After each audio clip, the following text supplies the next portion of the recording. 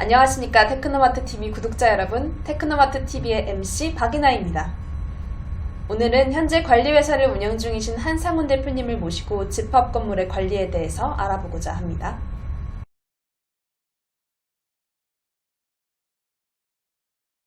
대표님 안녕하세요. 네, 저희 구독자분들을 위해서 한번 소개 부탁드릴게요.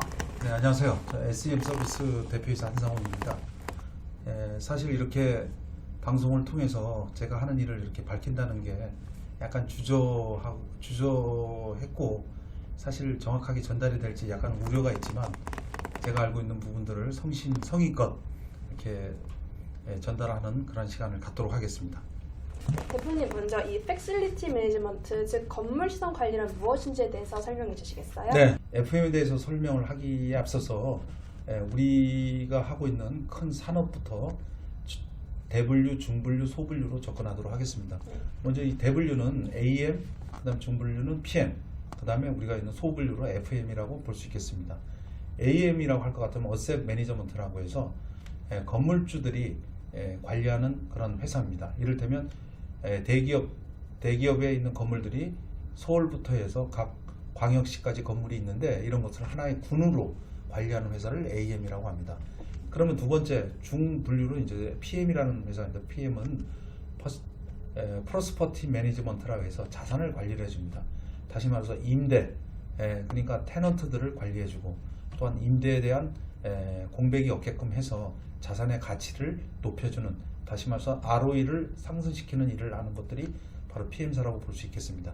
그 다음에 이제 소분류로 이제 FM으로 해서 퍼실리티 매니지먼트인데 이 퍼실리티 매니지먼트는 건물에 관련된 시설, 경비, 미화, 시큐리티까지 모든 분야를 통틀어서 관리하는 것을 바로 FM이라고 볼 수 있겠습니다.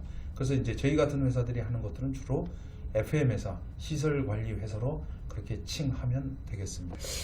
FM이라 할 것 같으면 사실 어떻게 보면 짧은 역사를 갖고 있지만 엄연히 협회도 있고 학회도 있고 또 거기에 대한 관련된 법도 있기 때문에 많은 사람들이 이런 부분들을 쉽게 접근해야 됨에도 불구하고 여전히 특정인의 어떤 그 오래된 노하우도 아니지만 노하우인 양 그렇게 이용되다 보니까 많은 사람들이 이 부분에 있어서 어려움에 빠지고 또한 이 건물도 마찬가지로 엄연한 현행법이 있음에도 불구하고 그 법의 어떤 사각지점을 철저하게 자기만의 어떤 노하우와 같이 믹스를 해서 많은 사람에게 여전히 어려움을 주는 그러한 현실에 맞닥뜨리고 있습니다. 그래서 우리 FM이라고 하면 1970년도에 사실상 어떻게 보면 퍼실리티 매니저먼트라는 시설 관리라는 그런 용어로서 우리에게 다가왔습니다. 그래서 1990년대에는 근로자 파견법이 제정이 됨으로써 엄연히 시설 관리에 종사하는 근로자 파견과 용역 직원들이 구분이 됐고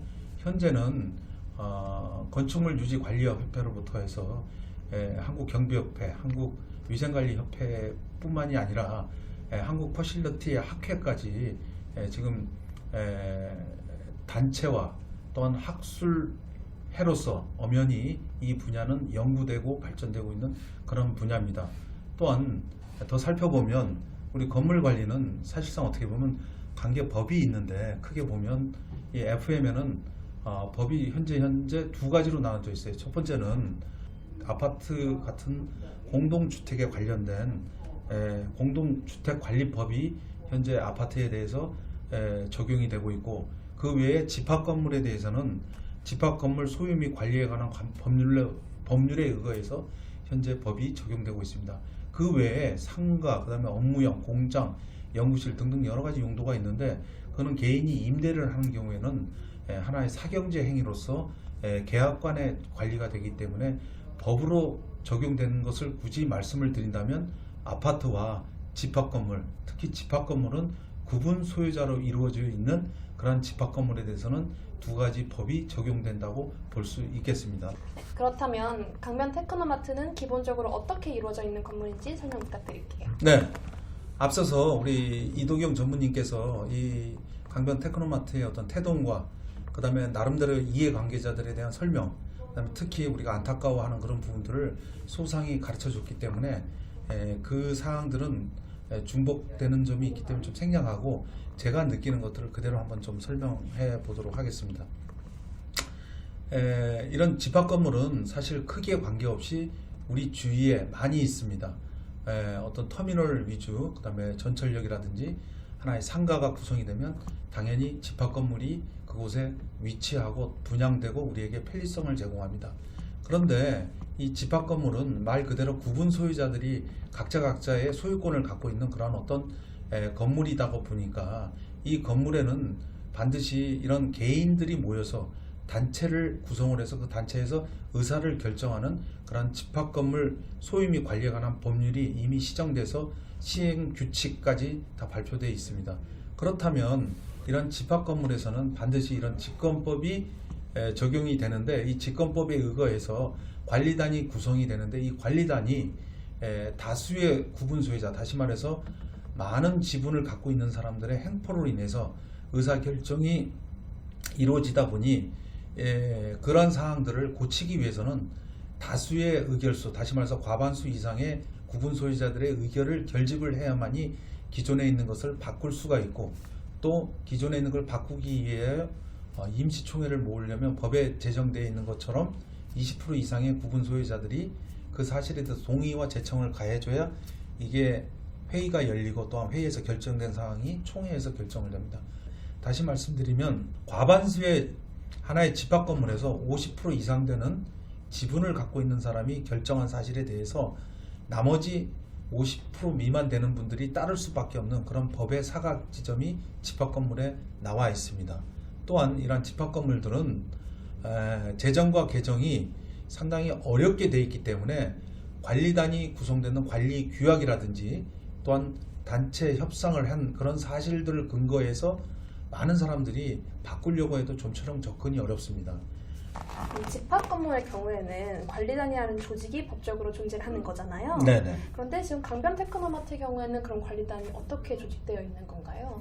예, 옛날의 기억을 더듬어 보면 옛날 집권법에 보면 시행사가 관리회사를 선정할 수 있는 그런 권한이 있었습니다. 그래서 1년 동안 관리회사를 선정을 하고, 또한 이곳 같은 경우는 이제 관리단을 구성을 할 수 있습니다. 시행사가.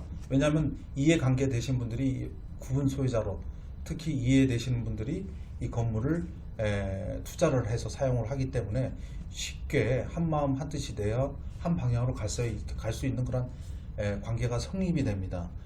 시간이 흘러서 이 관리단은 초창기 때는 많은 사람들이 이해관계를 흡수하고 또한 같이 가는 방향을 제시를 했지만, 시간이 흐름으로써 여기 있는 분들이 떠나고 나니 새로운 사람이 들어와서 새로운 얘기를 해도 기존에 있는 관리단에 들어가기도 어렵거니와 들어간들 의사결정에 자기 의사가 반영되기 어려운 그런 관리단으로 돌변을 했고, 급기야는 이해관계자들만 관리단에 들어가는 그러한 일이 반복되고 있습니다. 지난 20년 이상 되는 이 건물에 관리단에 있는 분들을 한 분 한 분 살펴보면 그 오랫동안 해왔던 것, 짧게는 5년, 길게는 15년 동안 동일한 인물들이 계속 했을 정도로 거기에 어떤 관리단 기능보다는 친목 단체 같은 그런 느낌을 주는 관리단으로서 구성되어 있습니다. 하지만 이분들은 엄연히 각 층별 대표로서 선출이 된 건 사실이고, 또 그 사람들이 그동안에 이것을 위해서 많은 분들과 관계를 맺었기 때문에 그분들에게 신망을 받고 구성되어 있기 때문에 현재로서는 관리단은 관리 규약에 의해서는 적법한 단체라고 볼 수 있겠습니다. 현재 테크노마트에서는 건물 위스탁 계약을 이제 강변 테크노마트 주식회사와 맺고 있는데 그 현황에 대해서 설명 부탁드릴게요. 네, 본 건물에서는 그 특이하게도 관리인이라는 것을 두고 있습니다. 물론 유통법에 의해서 유통산업법에 의해서 관리인을 두게끔 돼 있습니다. 그런데 통상적으로 우리가 알다시피 관리단이 구성되면 관리단 의장이 관리인을 대신합니다. 왜냐하면 관리인이라는 특정 인물로 인해서 예상될 수 있는 파행이 있기 때문에 매년마다 또는 경년마다 선출되는 관리단 의장을 통해서 관리인 역할을 했을 때는 새로운 분들이 새롭게 의사결정을 해서 본 건물을 이끌어갈 수 있습니다. 사실 살펴보면 이런 테크노마트에는 많은 이해관계가 있습니다. 작게는 사용에 대한 이해관계, 또 더 나아가서는 사용에 따른 비용 처리에 대한 이해관계, 또한 마지막으로 끝까지 여기에 대한 영업권에 대한 이해관계.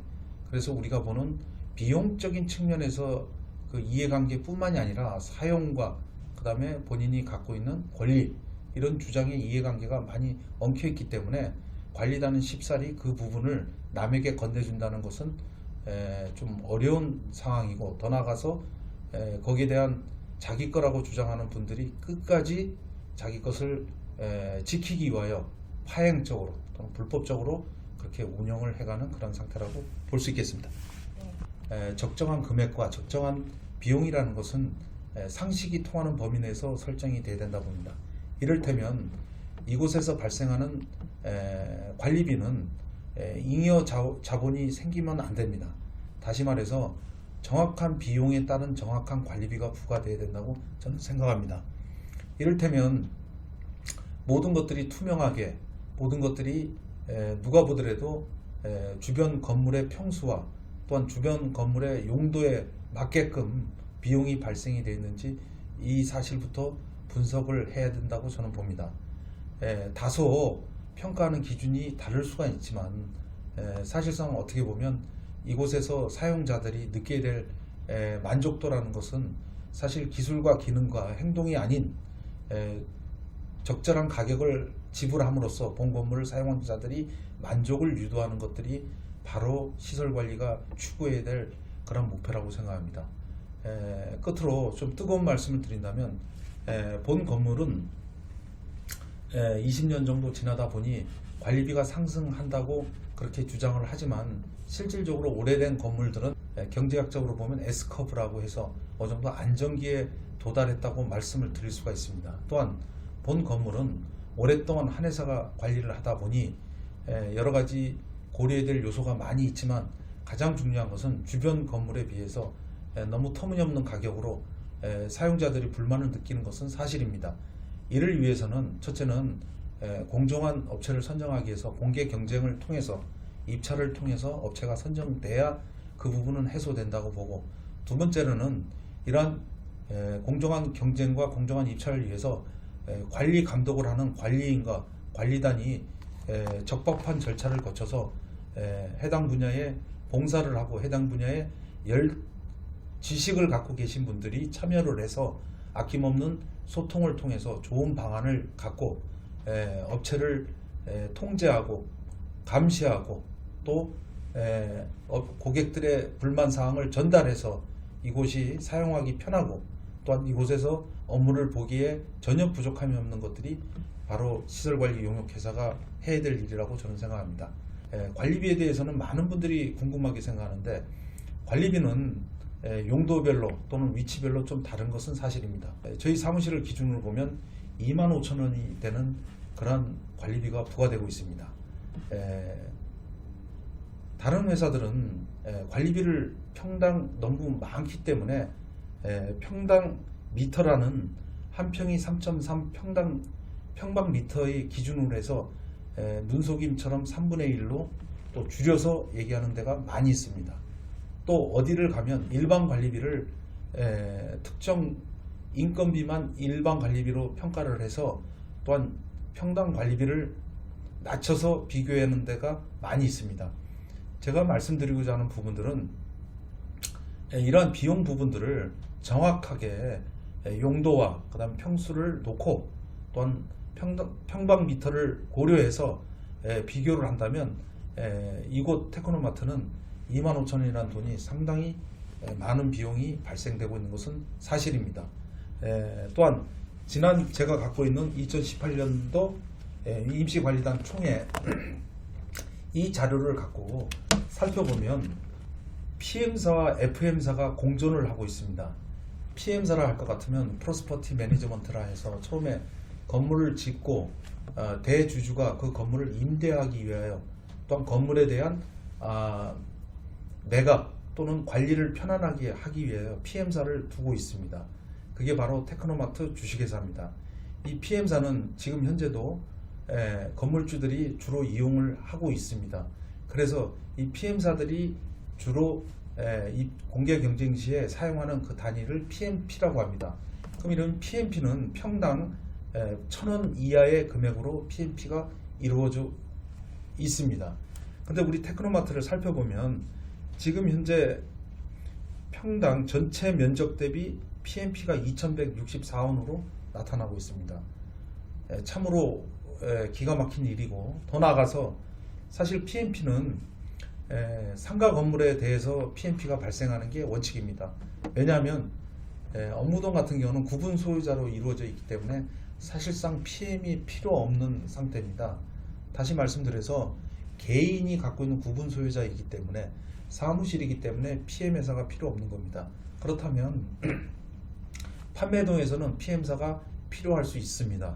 왜냐하면 업종별로 다툼이 있을 수 있고, 또 업종별로 요구하는 광고 방식이라든지 주차장 사용에 대해서 다툼이 있기 때문에 PM사는 필요하다고 판단이 됩니다. 지금 들어보니까 이제 현황을 들어보면 현재 강변 테크노마트 관리회사는 문제가 지금 좀 많은 상황이잖아요. 네. 이 관리회사를 교체할 방법은 어떤 게 있나요? 현행법의 모든 것들이 직권법에 의해서 관리단이 구성이 되고, 직권법에 의해서 또 관리인이 선임됐기 때문에 지금 직권법에 의해서 새로운 관리단이 모집이 돼야 되고, 또한 관리인이 선임이 돼야 된다고 봅니다. 왜냐하면 그렇지 않고 어떤 새로운 알력과 또한 세력의 어떤 대립관계로 관리단이 구성된다면 그 관리단을 불만족스럽게 생각하는 분들에 의해서 또 다른 법률적인 문제로 이것은 파행이 되고 있기 때문에 멀리 가기 위해서는 반드시 집합건물 소유 및 관리에 관한 법률에 의거해서 관리단 구성 시 참여를 해야 되고, 또 특별히 참여가 불가능할 때는 의제라든지 또 이런 것들을 그 총회를 하기 전에 20% 이상 되신 분들이 의제를 모아서 전달을 하는 그런 방법을 취하는 수밖에 없다고 저는 생각이 듭니다. 네. 혹시 마지막으로 좀 정리나 혹은 조금 더 추가해서 말씀하실 게 있으면 말씀해 주시겠어요? 네. 사실 그 시설 관리를 할 것 같으면 많은 분들이 어떻게 보면 용역이라는 그런 단어가 떠올릴 텐데, 사실 살펴보면 시설 관리는 엄연한 구분 소유자, 그다음에 임차인, 임대인들의 어떤 권익을 보호하기 위하여 가장 좋은 서비스를 저렴한 가격으로 하는 것들이 본연의 임무라고 볼 수 있습니다. 하지만 현대 상술에 젖어서 터무니없는 금액으로 관리비가 부과되고, 또 여기에 터무니없는 사람들이 계속적으로 이해관계가 있어서 계속적으로 그분들이 이것을 관리하고 또한 시설관리 용역을 제공한다면, 이는 비단 잘못된 것이 아니라 고쳐서 시정으로 법률적으로 잘못된 것을 고쳐야 나가야 된다고 저는 봅니다. 다시 말해서 고쳐야 되는 것이 맞다고 봅니다.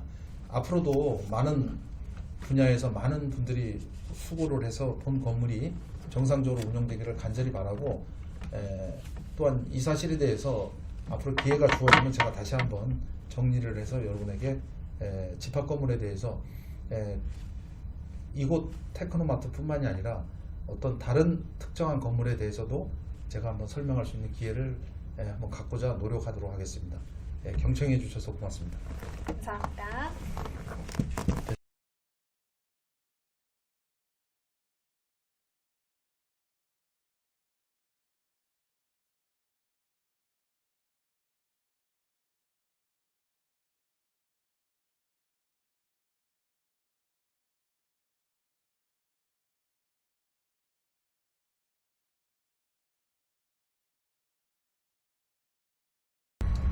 오늘의 테크노마트 TV 영상을 마칩니다. 앞으로도 유익한 컨텐츠와 함께하는 테크노마트 TV를 위해서 구독과 좋아요 부탁드릴게요. 감사합니다.